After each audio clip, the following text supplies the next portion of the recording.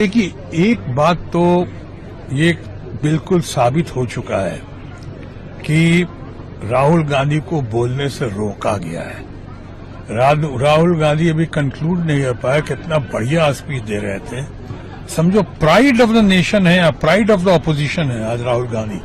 सौभाग्य है कि इतना बढ़िया, इतना दबंग, इतना जोरदार, इतना शानदार, इतना दमदार नेता मिला है विपक्ष को, leader of the opposition Rahul Gandhi.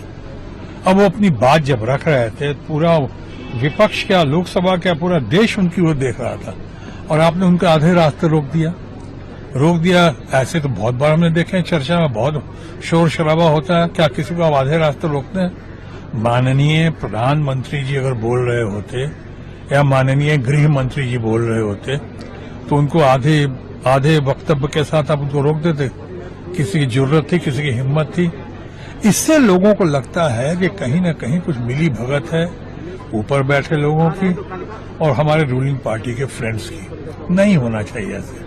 हम हमेशा कहते हैं कि ईमानदारी का होना और ईमानदारी का होता हुआ दिखना दोनों बराबर का महत्व रखता है। अब कल अगर राहुल गांधी कह रहे थे, अगर आपको बात उनकी नहीं जच रही थी, हालांकि हम सबों को जची, वो जेन जी की बातें उठा रहे थे, यंगर जनरेशन की बातें उठा रहे थे, हमारे स्टूडेंट्स के को जो प्रताड़ना हुई है, उनके ऊपर जो जोर जुल्म हुआ है, जिस तरह से उनकी पिटाई की है, सर फाड़ दिए गए, लहूलुहान किया गया है, हमारे बहनों के, हमारे बच्चियों के कपड़े जिस तरह से वस्त्र को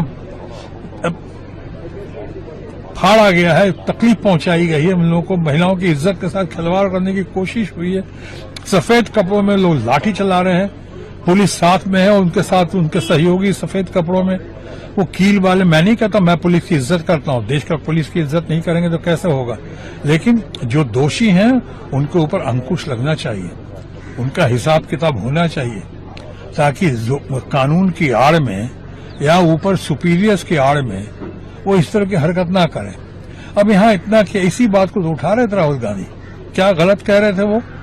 क्या हुआ नहीं? आपने हमने सबने देखा नहीं कैसे हुआ इन बच्चों के साथ जोर जुल्म जाती हुई, कैसे मारा गया इनको, कैसे इनके ऊपर पैलेट गन्स चलाया गया है, किसके आदेश से चलाए गए, लोग जानने का हक है।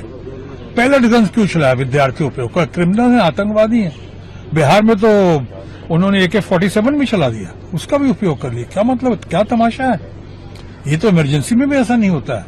कभी अपने इमरजेंसी में सुना था, किसी भी इमरजेंसी में, कि आपके ऊपर पैलेट गन्स चला दिया गया?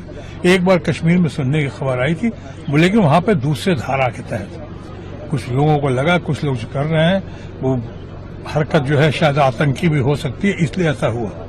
हालांकि मैं उसकी भी सराहना नहीं करता हूं, लेकिन हमारे बच्चों पे, यंगर जनरेशन पे, निहत्थे लोगों पे आप उनके ऊपर चला रहे हो पैलेट गन्स, मार रहे हो कील लगी हुई लाठियों से, सफेद कपड़े में, सफेद पोश, पुलिस की मदद से और पुलिस का साथ देते हुए, वो लोग पुलिस के होते हुए सफेद कपड़ों में किस तरह से लोगों को मारा पीटा।